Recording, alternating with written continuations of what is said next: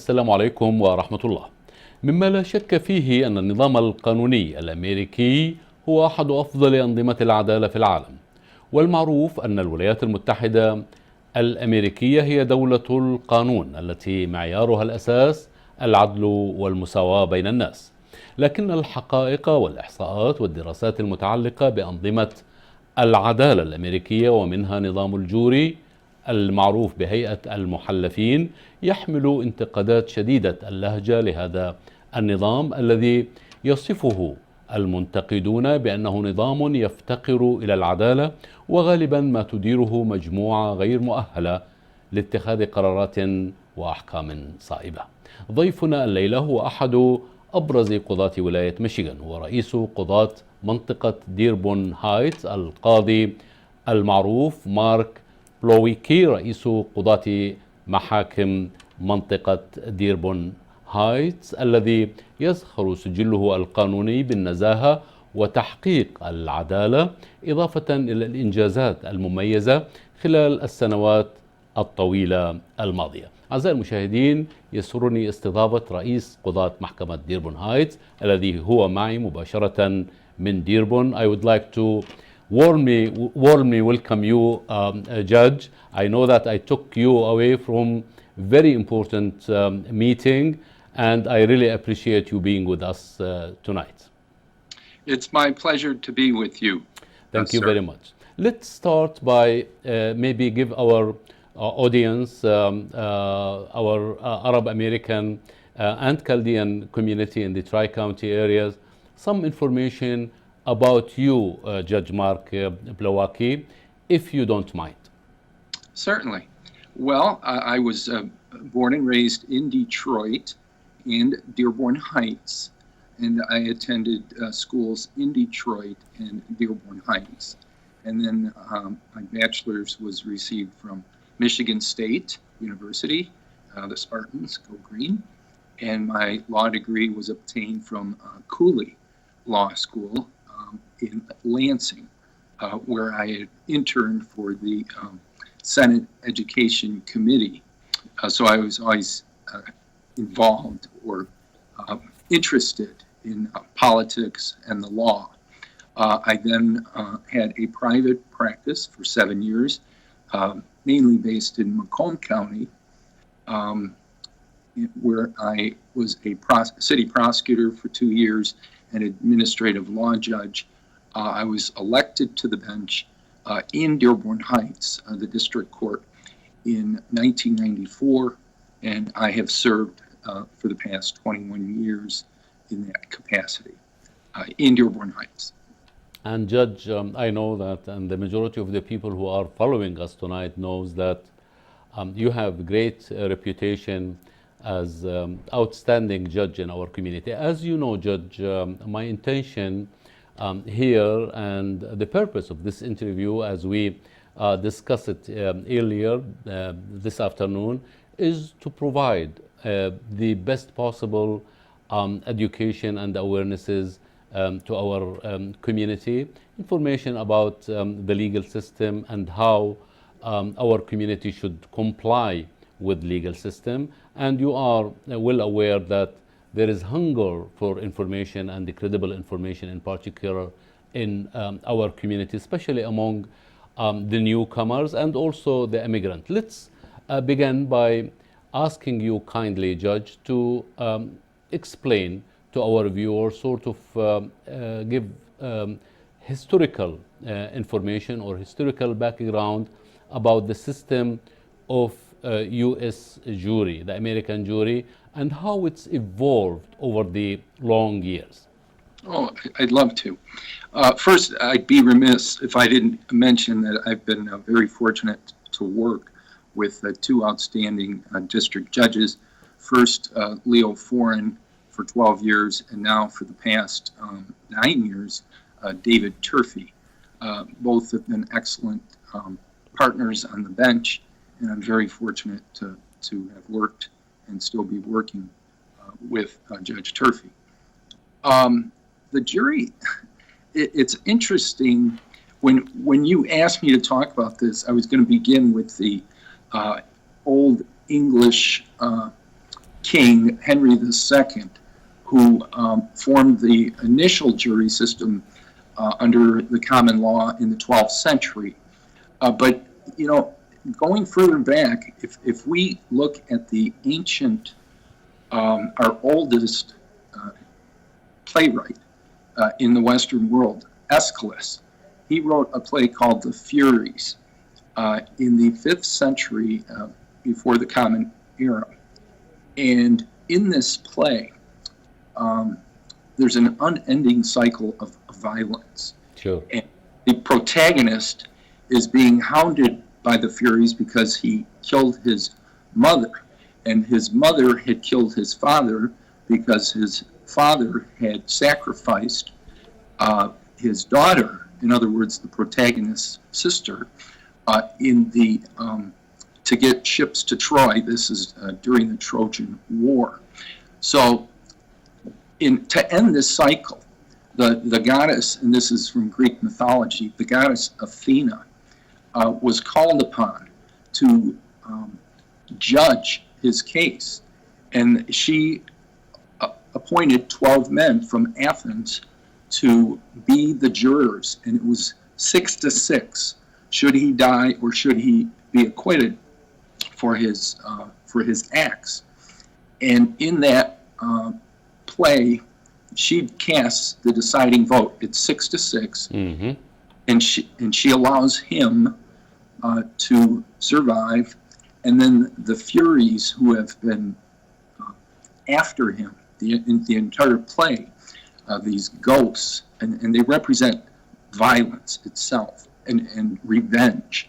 They are allowed to be outside the city and protect the city.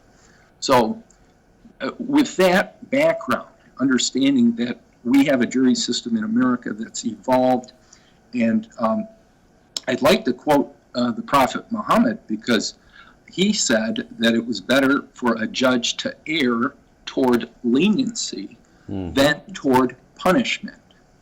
And in that spirit, after Henry II formed juries in the 12th century, he was the King of England, and he really consolidated the old laws and got, he would get 12 men to serve, and they would actually go provide the evidence themselves, and then decide in land disputes, for instance, with barons or the church. So this was the initial background. But then Blackstone, 500 years later, who was a famous lawyer and judge and wrote the commentaries, which all lawyers are familiar with, wrote that it was better that 10 guilty persons go free or escape than one innocent suffer. Okay, he wrote this in 1765, right before the American Revolution. Now, our Constitution was formed in 1787, and our Bill of Rights, which are sacred to this day, were added in 1791. And it was in that spirit that the jury trial was, the Sixth Amendment was added in 1791, and we've had juries to this day. Mm-hmm. But Judge, you know that a lot of people question the fairness of the jury system in general. You obviously have been a judge for a long period of time. You wrote a lot about the Constitution, the American Constitution. To what extent this criticism from educated, highly educated attorney and judges, to what extent are there any element of a truth in it? Well, there is truth in criticizing the jury system, but I'm reminded of what was stated famously about democracy. It's the worst form of government, except for all the others. If we didn't have the jury system, the state would have even more power, and most of the countries in the world don't have a jury system, and I think it's to their detriment. But the jury system in the United States is a bulwark or a safeguard against state tyranny, in my opinion. Mhm. And in my 21 years of serving as judge, I've disagreed with the results of the juries I can count on probably two hands the number of times I've disagreed. So I think the system works well in terms of having the jury. Now, there are other problems with the system. Can you judge, enlight our audience, our community members, about maybe the thinking of those who disagree with the jury system and why they do that? Just give us an example. Well, obviously, if somebody's acquitted that it seems to be guilty, the media will play up anything that's been publicized, or they publicize things and not necessarily in a correct light. So unless you're in the courtroom following the evidence throughout the trial, you don't have a good sense necessarily of what's actually happening in that courtroom. So I think that the jurors work well. Now, let me back up. In our federal system and in our state system, when someone's accused of a felony, they have the right to have a trial either by judge or by 12 jurors. And these are citizens, their peers, people between the ages of 18 and 70, typically, who don't know anything about the case but listen fairly to both sides. So I think. But does not matter, Judge, whether they are highly educated or never been in a school, right? That's true. Now, I should point out that we do excuse people in Dearborn Heights who have difficulty understanding the language. If they say, I'm having trouble following what the attorneys are saying during the voir dire, and the voir dire is the very important initial questioning of the potential jurors, finding out their backgrounds, their biases, if there's any reason why they couldn't serve impartially as a juror. So, and these people are weeded out. Each side is allowed a number of jurors to excuse, either for cause or peremptorily, not meaning they don't have to give a reason for why they're excusing. So if a person doesn't understand English and they're honest and they tell us that, then we do excuse them, for sure. Excuse my ignorance, maybe I have little bit of information, but there are so many people in our community who cannot distinguish between various kind of juries, the so-called grand jury. Can you shed some light about it?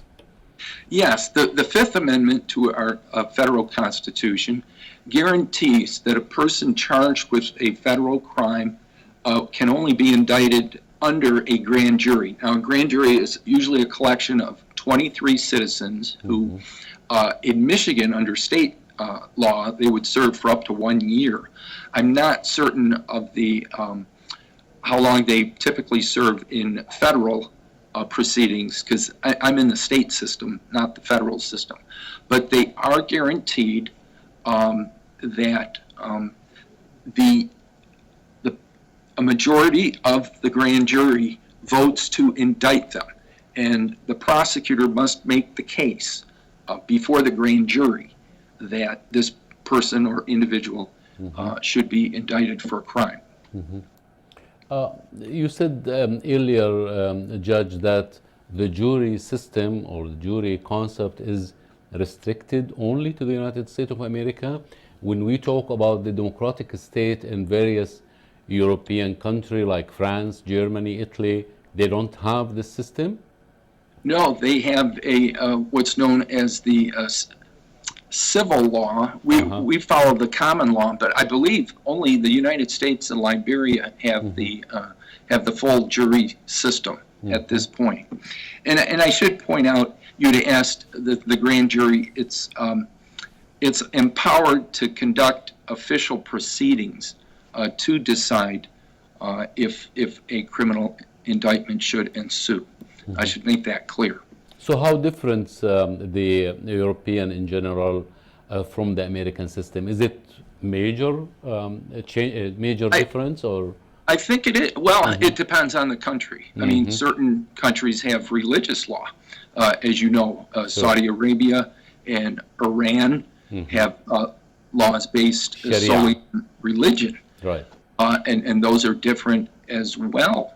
But the system, the jury system, I believe, works well in the United States. The problem with the legal system, and we may touch upon it later in the program, is that the poor aren't necessarily getting the best representation as the wealthy. Sure. So some people are being unfairly convicted or don't know their rights, and frankly, we're incarcerating more people than any other country in the world, and that's not a good trend. So insofar, it is the best system in the world. There is no alternative whatsoever as far as you know. Well, think about the Nazis under Hitler, and they had judges that were appointed by Hitler, and they found everyone guilty of any crime committed or not committed. There was no fairness in those trials. The state has an enormous power, and this way, with the citizens, they can acquit people that the state uses enormous resources to try to convict. And I think it's a great safeguard against tyranny. Let's give maybe a quick overview of the selection process. Who oversee this selection process? You as a judge, or the presiding judge, or somebody else? You mean selecting the jurors themselves? Yes. Yes. All citizens are resident, like in Dearborn Heights, all residents between the ages of 18 and 70 are subject to be called. And so they're called randomly. They can only be called once a year, although usually people aren't called very often. I've only been called twice myself in the last 30 years. So it is mandatory, right? Well, if somebody has a very legitimate excuse, we do excuse them. Example? But we'll postpone it. Okay, we'll get you on the next cycle. If someone's out of the country for a month, we'll call them and say 3 months. We'll say, okay, you're excused this time, but you have to come back. So we will typically, because in district court we only have 6 jurors and that we pick, and we will typically call between 25 and 30. That will be sufficient to have both sides weed out certain jurors, and then we go from there. What happens if one do not respond, period? He or she just ignore completely the call to participate? Yes. Well, we can show cause them and find them in contempt, and we can certainly use the contempt power to fine them. We do even have the power to hold them in jail. And that has happened before. I haven't personally done it, but I know other judges have, some in Wayne County, downtown, at the circuit court. Are college student judge, are they excused from participating? Well, we're very cognizant of the fact that college students have difficult schedules, and they may be out of town. They may be out of the state when they're going to school. So if they write us a letter, if they tell us I'm in school, we'll wait until the summer months to call them. So you mentioned earlier, Judge, that each and every resident of Dearborn Heights, or for that matter, any residents in any city in Michigan or the United States of America, must serve if he or she is over 18 or over 21. He or she must be U.S. citizen, or green card holder will be able to do that? Have to be a U.S. citizen. Okay. So you have to be U.S. citizen. Yes. To what extent, maybe I want just little bit deviate from the issue of jury to talk a little bit about the system in general, the fairness of the system.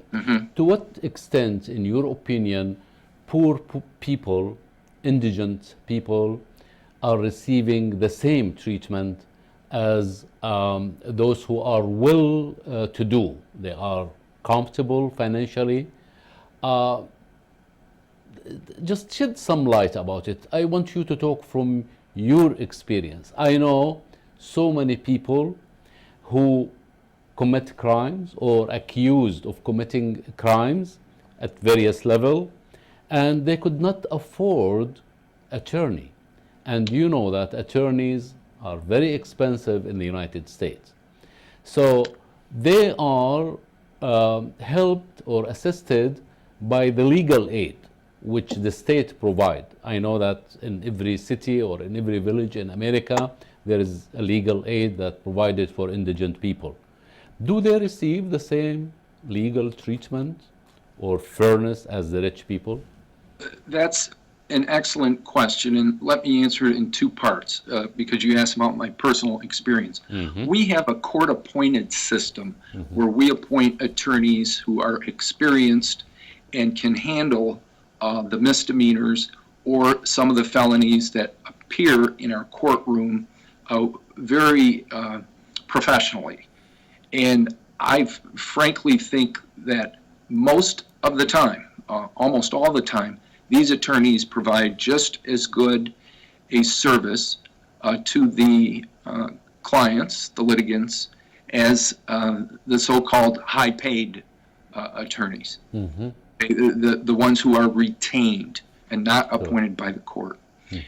However, in general, I must say, and particularly in Michigan, there was a study done several years ago that shows that the poor and the indigent are not getting the treatment overall in the big jurisdictions, you know, the Wayne County Circuit, Macomb Circuit, Oakland Circuit, criminal cases, because the attorneys, they are so poorly paid. They haven't had a raise, I don't think, in 45 years. Sure. So what resources the state of Michigan puts into indigent defense is shameful, and that needs to change. Sure. These attorneys need to be compensated because they're putting on major felonies, with capital crimes, which attorneys can spend weeks or even months on a certain case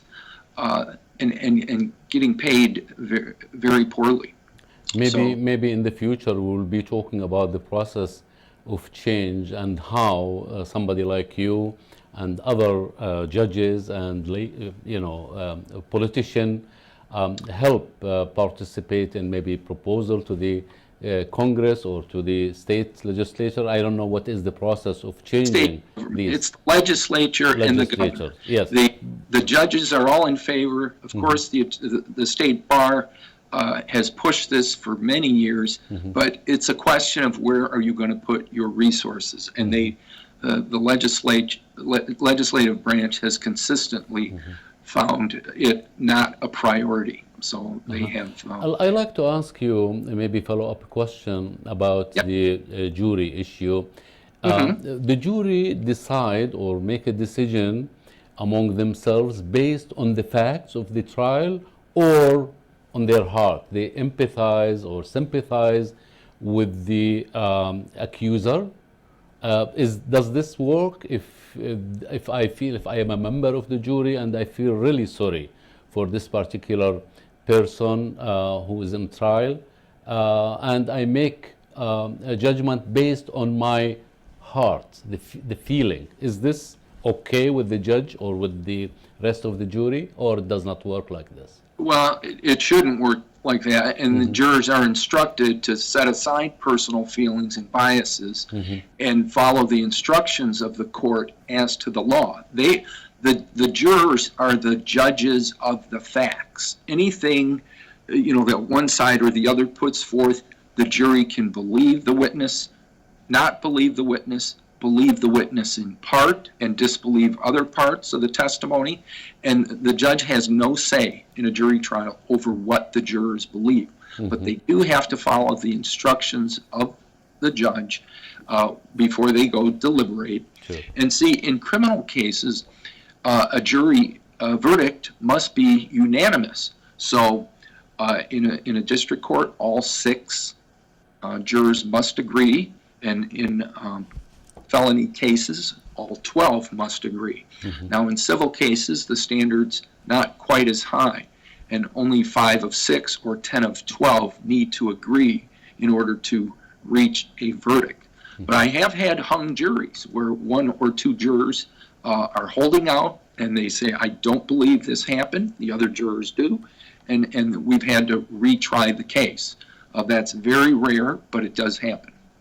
I want you, Judge, to maybe talk a little bit about the judges in general in the state of Michigan and all in the United States of America. What motivates someone to be a judge? You know that attorneys are the highest paid in the United States of America. They make millions of dollars. And judges, the majority of them are poor. You know, they are in fixed salary. And as you know, everything in the United States of America evolves around money. Talk about what motivates people to become judges.